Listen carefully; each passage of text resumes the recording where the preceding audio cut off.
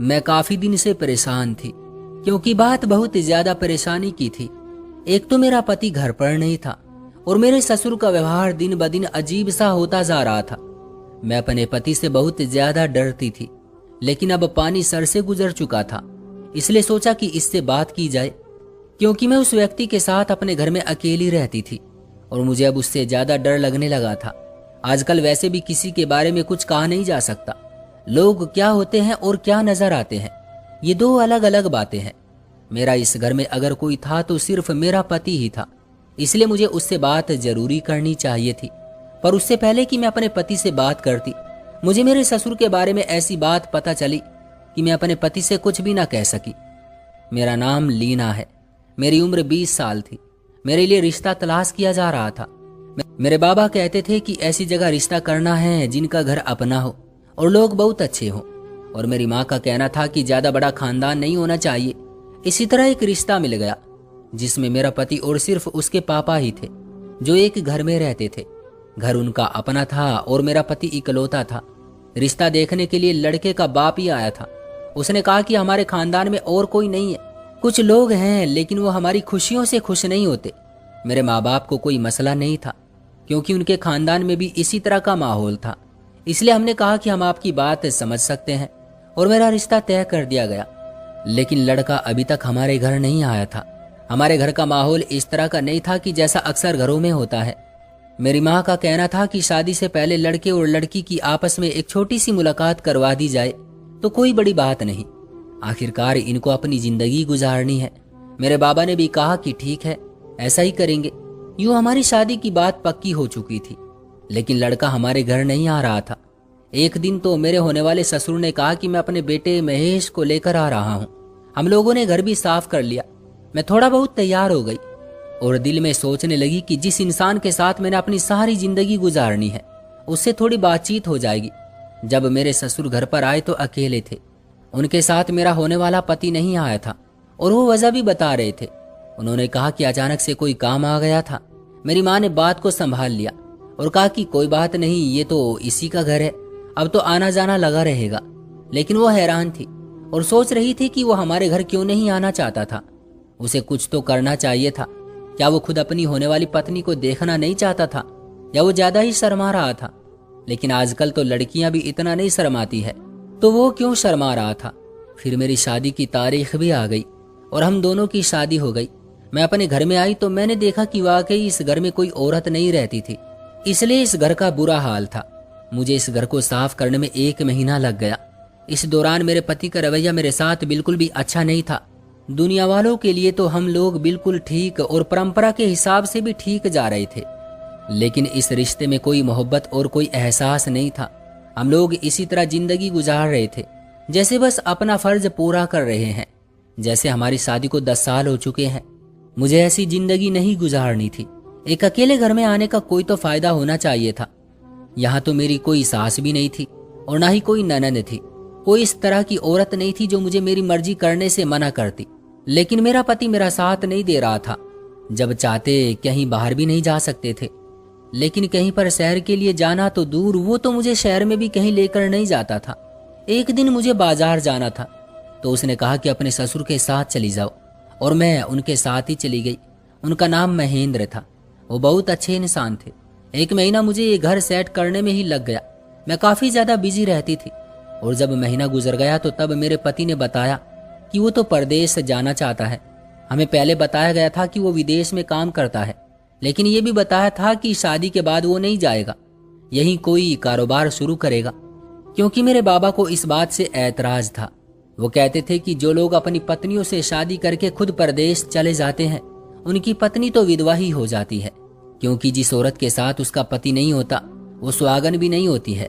लेकिन मेरी माँ को इस बात से कोई मसला नहीं था।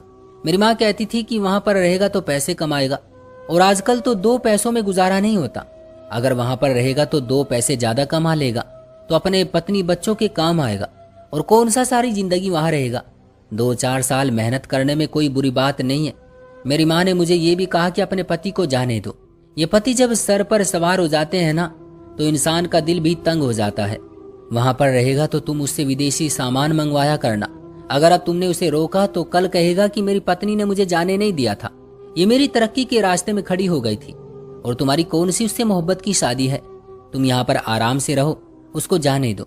मुझे तो समझ नहीं आ रही थी कि मैं अपने बाप की बात मान लेती या फिर अपनी माँ की, लेकिन असल बात तो ये है कि मेरे पति ने तो अपनी मर्जी करनी थी। उसने मेरी एक भी बात नहीं सुनी और वो विदेश चला गया। मैंने उसे कहा कि वो कब वापस आएगा, तो उसने कहा कि ये भी नहीं पता, वहां जाकर पता चलेगा, और जब पता चलेगा तो सबसे पहले तुम्हें बताऊंगा। अपने दिल की बात करती तो मुझे भी ये सब कुछ ठीक नहीं लग रहा था। अच्छा नहीं लग रहा था कि मेरा पति मुझे छोड़कर जा रहा है। उसने मुझे बताया ही नहीं कि उसे जाना है। इस बात पर मेरे बाबा ने उनसे कोई बात नहीं की। मैंने कहा कि कम से कम उनसे पूछे तो सही कि उन्होंने हमसे झूठ क्यों बोला। अगर ऐसी बात थी तो वो हमें पहले बता देते, ताकि मैं दिमागी तौर पर तैयार होती। पर बाबा ने कहा कि हम लड़की वाले हैं, ज्यादा सवाल नहीं कर सकते। मेरा पति तो ऐसे गया कि जैसे यहाँ से जाकर बहुत ज्यादा खुश था। 3-4 दिन तो उसने मुझे फोन ही नहीं किया, जबकि कहा था कि तुरंत ही फोन करेगा। उसके बाद भी वो फोन नहीं करता था। 15 से 20 दिन गुजर गए थे। मैंने अपने ससुर से पूछा कि क्या वो आपको कॉल करता है, तो उन्होंने कहा कि मुझे भी एक दफा कॉल की थी, ठीक ठाक पहुंच गया था। मैंने कहा कि मुझे तो नहीं बताया, तो मेरे ससुर ने कहा कि बेटा वहां के माहौल में सेट होने में थोड़ा टाइम लगता है, और फिर वहां का टाइम यहाँ का टाइम अलग अलग है। उसका काम भी बड़ी मेहनत वाला है। वो जैसे ही सेट हो जाएगा सबसे पहले तुम्हें कॉल करेगा, और तुम उसकी पत्नी हो। लेकिन उसने मुझे पूरे 1 महीने तक कोई कॉल नहीं की, और उसके बाद भी कॉल की तो अपने बाप के कहने पर, क्योंकि मैंने सुन लिया था कि मेरे ससुर उसको कह रहे थे कि पत्नी को कॉल क्यों नहीं करते हो, बाकायदा उसको डांट रहे थे। उसने तब कहीं मुझे कॉल की, और वो भी ऐसे कि ज्यादा बात नहीं की, बस फर्ज पूरा करके कॉल बंद कर दी थी। मुझे कुछ गड़बड़ लग रही थी। मेरे पति को शायद मुझसे शादी करने में कोई दिलचस्पी नहीं थी, मुझे तो यही लग रहा था। उसके अलावा मैं क्या सोच सकती। शुरू दिन से ही उसका रवैया इसी तरह का था। लेकिन मेरे ससुर का कहना था कि तुम ज्यादा ही सोच रही हो, ऐसी कोई बात नहीं है, सब कुछ ठीक हो जाएगा। इंसान जैसा सोचता है वैसा ही होता है। मेरे पति ने जाने के बाद जब पहली दफा अपनी सैलरी भेजी तो हम सब हैरान रह गए। ये तो बहुत ज्यादा पैसे थे, और उसने ये पैसे अपने बाप के लिए ही भेजे थे। मेरे ससुर बहुत ज्यादा खुश हो गए। अभी तक तो वो जब भी फोन पर मेरे पति से बात करते तो मेरे बारे में जरूर कहते थे कि अपनी पत्नी को भी वक्त दिया करो, लेकिन इस दफा उन्होंने ऐसी कोई बात नहीं की, और बस अपने बेटे पर खुश होते और गर्व करते रहे कि तुमने तो इस दफा पहले से भी ज्यादा पैसे भेजे हैं। मेरा पति बस अपने बाप को तो वो फोन करता था, लेकिन मुझे अब अपने बाप के कहने पर भी फोन नहीं करता था, और मेरे ससुर ने भी ज्यादा कहना छोड़ दिया था। मैं खुद फोन करती तो कहता कि मैं बिजी हूँ, और मेरा भी दिल ना करता कि मैं बार बार उसको तंग करूं। लेकिन मुझे याद आती थी, माँ बाबा के पास जाती तो दिल थोड़ा हल्का हो जाता था। इसी तरह पूरा महीना गुजर गया, और फिर एक दिन मैंने अपने बिस्तर पर कुछ अजीब देखा। मैंने देखा कि जब मैं सुबह उठी तो मेरे बिस्तर पर सौंफ के दाने पड़े थे। मैंने कहा कि यहाँ बैठकर सौंफ किसने खाई है? मैंने तो नहीं खाई थी। खैर, मैंने बिस्तर झाड़ दिया और इस बात पर ज्यादा ध्यान नहीं दिया। लेकिन शाम को एक और बात हो गई जिस पर मुझे ज्यादा ध्यान देने की जरूरत थी। वो ये कि मेरे ससुर मेरे पति के साथ फोन पर बात कर रहे थे। तो मैं तुरंत चली गई और मैंने कहा कि मेरी बात करवा दे। अभी मेरा इतना ही कहना था कि उन्होंने खुद ही फोन बंद कर दिया और मुझे कहा कि कॉल बंद हो गई है। मैंने खुद उनको फोन बंद करते हुए देखा था। आखिर वो क्यों नहीं चाहते थे कि मैं अपने पति से बात करूं? उन्होंने कहा कि वो बहुत बिजी हैं। वैसे भी फोन बंद करने वाला था। लगता है कॉल खुद ही बंद हो गई। दूर से फोन आए तो ऐसा ही होता है बेटा। तुम जाओ जल्दी जल्दी खाना लगा दो, मुझे बहुत भूख लगी है। मुझे काफी मायूसी हुई। मैंने सोचा कि अपने घर जाकर अपने पति को कॉल करूंगी। मैं अपनी माँ बाबा के घर गई।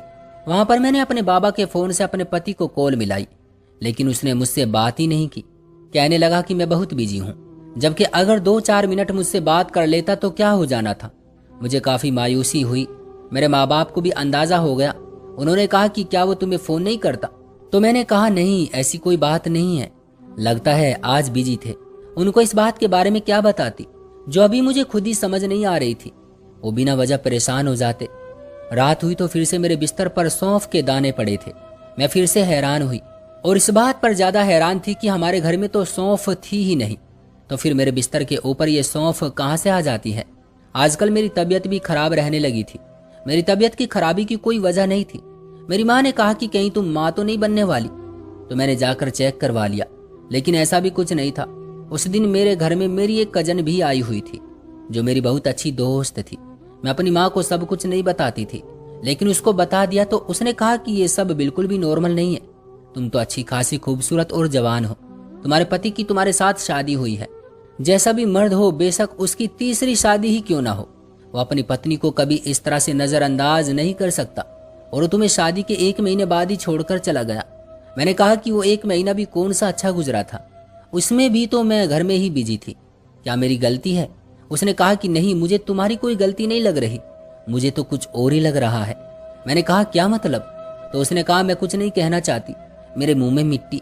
ऐसा ना हो कि मेरा लगाया हुआ अंदाजा सही साबित हो जाए, मेरा लगाया हुआ अंदाजा ठीक हो जाए।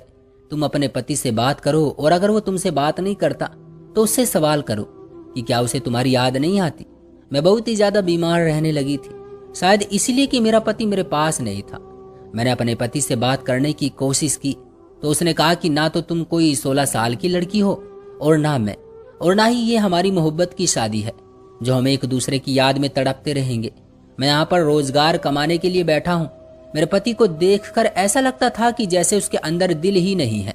मैं कोई ऐसी वैसी गई गुजरी तो नहीं थी, अच्छी भली खूबसूरत लड़की थी, और मेरे पति की भी ये पहली ही शादी थी। ऐसा भी नहीं था उसकी पत्नी उसे बार बार दुनिया में अकेला छोड़कर जा रही है, या फिर उसमें नुक्स निकाल कर तलाक ले रही है। मगर यहाँ तो देखने में तो बिल्कुल ऐसा लगता था कि जैसे उसे औरतों में कोई दिलचस्पी ही नहीं है। मैं रोज सुबह उठती तो मेरे बिस्तर पर सौंफ पड़ी हुई मिलती थी। अब मुझे समझ नहीं आ रहा था ये सब कुछ क्या हो रहा है। मेरे पूरे घर में तो सौंफ थी ही नहीं। एक दिन मेरे पति के रिश्तेदारों में से एक औरत ने हमारी दावत की। उसने कहा कि तुम्हारा पति तो जल्दी ही वापस चला गया, लेकिन तुम्हारी दावत तो हमने करनी ही थी। जब मैं उनके घर गई तो उनके घर में कुछ चीजें बनी हुई थी जो दीवार से लगाई गई थी, बहुत ज्यादा प्यारी लग रही थी। मैंने कहा कि ये किसने बनाया? तो उसने कहा कि ये तुम्हारे पति ने बनाई है, उनको इन सारी चीजों का शौक है। मैंने कहा कब से? तो वो बताने लगी कि वो ऐसी चीजें बनाता रहता है, और हमारे रिश्तेदारों में सबसे ज्यादा आशिक मिजाज लड़का वही तो है।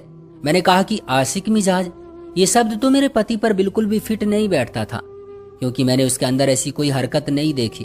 उसने तो अपनी पत्नी से भी कभी प्यार से बात नहीं की। तो वो लड़की मुझे कहने लगी कि एक दफा तो वो मेरे पीछे भी पड़ा हुआ था, लेकिन मैं तो उससे उम्र में बड़ी थी, मुझे लगता था कि मजाक करता है। फिर ऐसा लगने लगा कि शायद गंभीर है। लेकिन खैर, मेरी शादी कब से हो गई है, और मैं तो 2 बच्चों की माँ भी बन गई हूँ। परमात्मा तुम्हारे यहाँ भी खुशखबरी लाए। मैंने पूछा कि तुम वाकई मेरे पति के बारे में बात कर रही हो? तो उसने बताया कि हाँ। तुम ऐसे क्यों कह रही हो? हम कहते थे कि जिस लड़की से भी उसकी शादी होगी वो बहुत ही ज्यादा खुशकिस्मत होगी, क्योंकि उसकी आवाज भी बहुत अच्छी है और ये गाना भी बहुत अच्छा गाता है। और फिर मर्द अपनी पत्नी के लिए गाना नहीं गाएगा तो और किसके लिए गाएगा? क्यों, क्या हुआ? उसने तुम्हें गाना गाकर नहीं सुनाया? या मुझे तो ऐसा लग रहा था कि जैसे कि वो औरत मेरे पति की नहीं बल्कि किसी और की बात कर रही है। फिर मैंने ये कहना शुरू कर दिया कि मैं तो मजाक कर रही थी, वो बिल्कुल वैसे ही हैं जैसे आप बता रही हैं। मैं उनको क्या बताती कि यहाँ पर तो मामलात ही बिल्कुल ही अलग थे। मैं बहुत ज्यादा परेशान रहने लगी थी। शायद इसी परेशानी की वजह से मेरी तबीयत खराब हो रही थी। एक दिन मैंने देखा कि मेरा कमरा बिल्कुल खाली था और मैं अभी बिस्तर साफ करके गई थी। फिर कुछ देर के बाद मेरे ससुर मेरे कमरे में चले गए। रात होने वाली थी और सोने से पहले मैं सारे काम खत्म कर रही थी। मैंने सोचा कि उनका मेरे कमरे में क्या काम है, लेकिन मैं उनके पीछे नहीं गई, क्योंकि जाहिर है मैं उनके पीछे कैसे जा सकती थी। वो थोड़ी देर बाद वहां से वापस आ गए। उनके हाथ में कोई चीज भी नहीं थी। मैं सोचने लगी कि शायद किसी चीज की जरूरत होगी तभी वो अंदर गए होंगे, लेकिन मैं उनसे सवाल नहीं कर सकती थी। ये पूरा घर उनका था और मेरे पतिदेव कौन सा मेरे साथ रहते थे, जो मेरे कमरे में आने से पहले दरवाजे पर इजाजत लेते या फिर कुछ सोच समझकर कमरे में आते, क्योंकि मैं तो अकेली ही रहती थी। मैं जब कमरे में दाखिल हुई तो मेरे कदमों तले से जमीन निकल गई, क्योंकि मेरे बिस्तर के ऊपर फिर से सौंफ के दाने पड़े हुए थे।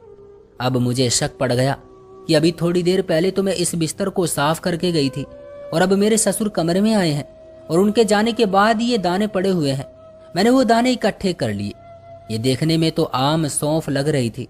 मैंने उनको अपने पास रख लिया और सोचने लगी कि अगर ये हरकत मेरे ससुर की है तो इसके पीछे उनका क्या मकसद हो सकता है। मेरे पति के साथ मेरा ऐसा कोई रिश्ता नहीं था कि मैं उनसे ये सवाल करती और पूछती कि आप मेरे साथ ऐसा क्यों कर रहे हैं। लेकिन मेरे दिमाग में कुछ और ही चलने लगा था। पता नहीं मेरे अपने दिमाग में क्या चल रहा था। मैं हजारों तरह की बातें सोच रही थी। अब मेरे बिस्तर पर रोज ही सौंफ के दाने मिलते थे। मैं उन दानों को जमा कर लेती थी और एक डिब्बे के अंदर डालकर रख देती थी। मेरी तबीयत काफी खराब रहने लगी थी, लेकिन अभी कुछ दिनों से मैं बिल्कुल ठीक थी। मेरे पति का रवैया तो इस तरह का हो गया था कि अगर मैं उसे 2 महीने भी कॉल न करती तो वो मुझे गलती से कॉल तो क्या एक मैसेज भी नहीं करता था। और मेरे ससुर भी अब मेरे साथ अजीब सा रवैया रख रहे थे। उन्होंने भी मुझे इस तरह से इस्तेमाल करना शुरू कर दिया था कि मैं सिर्फ इस घर के काम करने के लिए हूँ।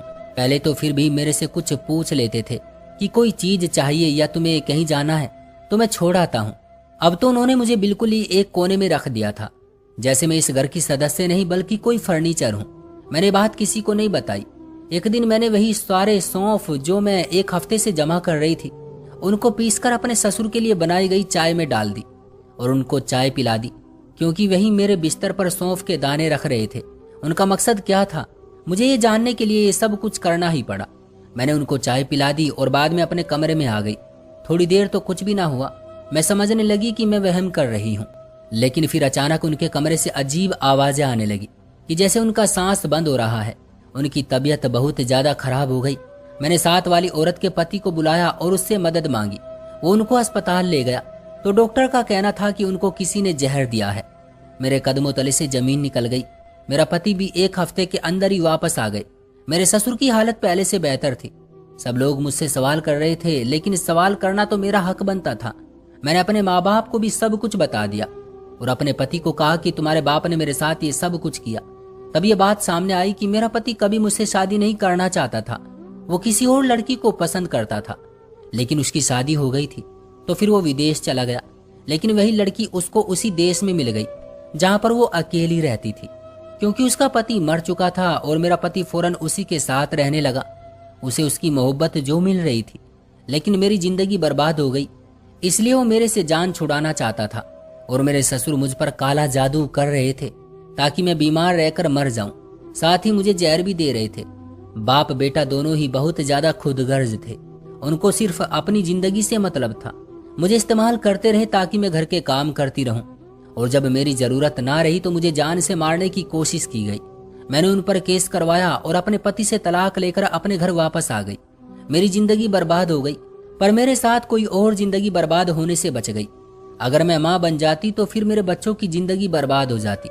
आखिर में मैं यही कहना चाहूंगी कि अपनी बेटियों के रिश्ते देखभाल कर करें। दुनिया में अच्छे बुरे लोग होते हैं, लेकिन उनको पहचानने की अक्ल भी ऊपर वाले ने हमें दे रखी है। मेरे पति से जब ये पूछा गया कि वो चाहता तो मुझसे तलाक भी मांग सकता था, फिर मुझे जान से क्यों मारना चाहता था?